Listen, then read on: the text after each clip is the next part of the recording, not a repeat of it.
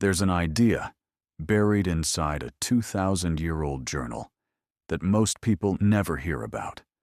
And it might be the single most useful thing you ever learn about handling stress, setbacks, and the parts of life you cannot control. In this video, we're going to break it down simply. No jargon, no lecture, just one clear idea, and how to use it starting today. If you're new here, this channel is about timeless thinking for real life. Hit subscribe so you don't miss what's coming next. Now, let's get into it. At some point in your 30s, or your 40s, something shifts. You've worked hard. You've done the right things. And yet, life still doesn't cooperate the way you expected. A relationship ends. A career doesn't pan out. Someone you trusted lets you down. Your health changes without asking your permission. And you find yourself asking, why does this keep happening to me?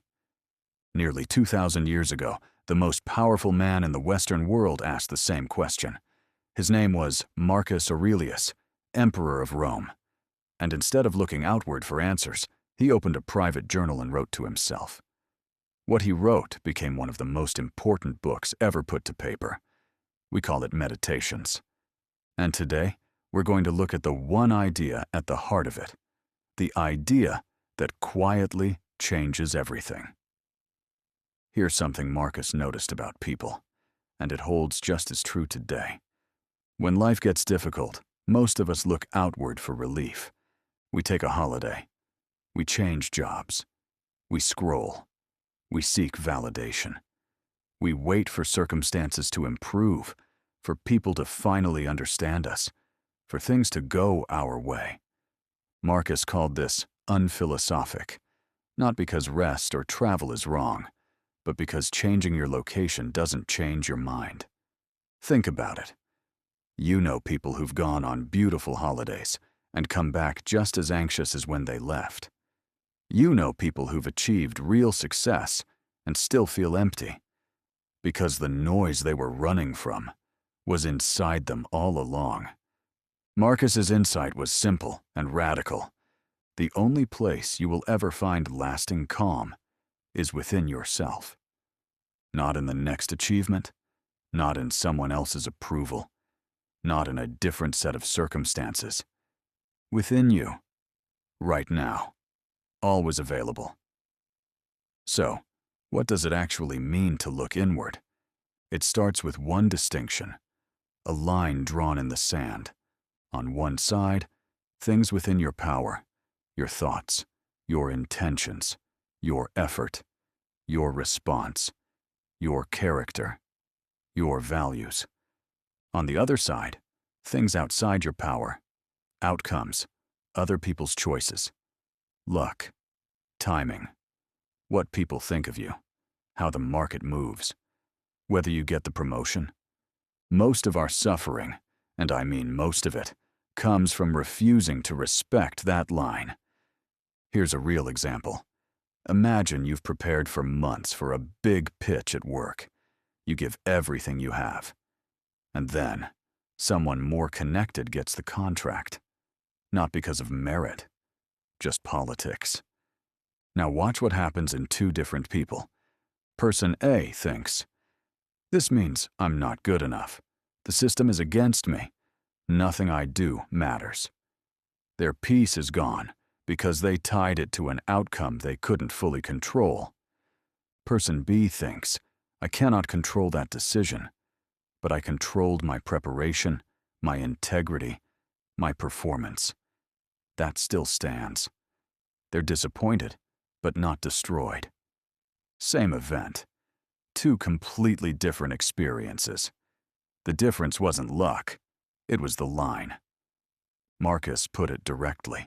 He said, if you judge external things, money, status, reputation, outcomes, as the measure of what's good or bad in your life, then every time something goes wrong, you will blame fate, resent others, and feel victimized. And he was right. Not because fate is fair, but because attachment to what we cannot control breeds resentment. So what can you control? Let's be precise, because this isn't about becoming passive. You control your judgments, the story you tell about what's happening. You control your effort, how seriously you show up. You control your response, how you treat people when things get hard. You control your character, whether you stay honest, stay kind, stay curious. You do not control outcomes. You do not control other people. You do not control how your body ages, or what the economy does, or whether someone chooses to stay. A Stoic doesn't stop caring about results. They give everything, and then release the outcome. Think of a great athlete. They train obsessively.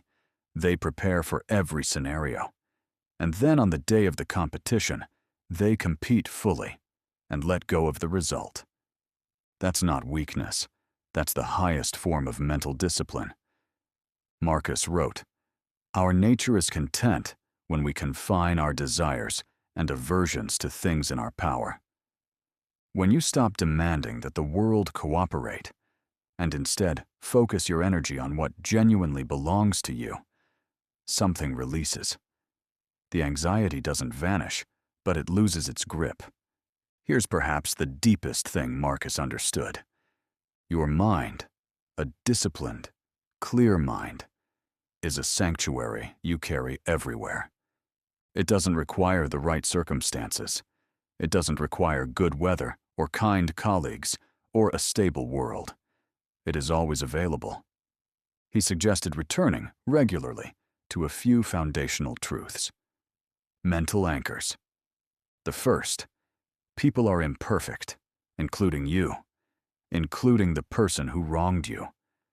They are usually acting from fear, confusion, or limited perspective, not because they are your enemy. When you understand this, resentment starts to lose its logic. The second, everything is temporary. That painful situation you're in right now, it will change. It always does. The job, the status, the embarrassment, the praise, all of it moves on. So does the suffering if you let it. The third, and most important, events do not disturb you. Your judgments about events do. Someone criticizes you, that's an event. This means I'm worthless. That's a judgment. And judgments are in your power. Remove the story. See the event clearly. Respond from reason, not reaction. Marcus Aurelius ruled an empire. He fought wars, outlived children, navigated betrayal, and governed during plague. He was not a man who had it easy. But every evening, he came back to the same question. Not, why is this happening to me? But, what is actually in my power right now? That question is available to you too. Today. Not in a grand philosophical way, in a practical one. The next time something goes wrong, pause, draw the line. Ask yourself, is this within my power or outside it? If it's outside it, accept it, release it, stop spending yourself on it. If it's within it, act with everything you have. That is what Marcus Aurelius practiced. That is what the Stoics called wisdom. And 2,000 years later, it still works.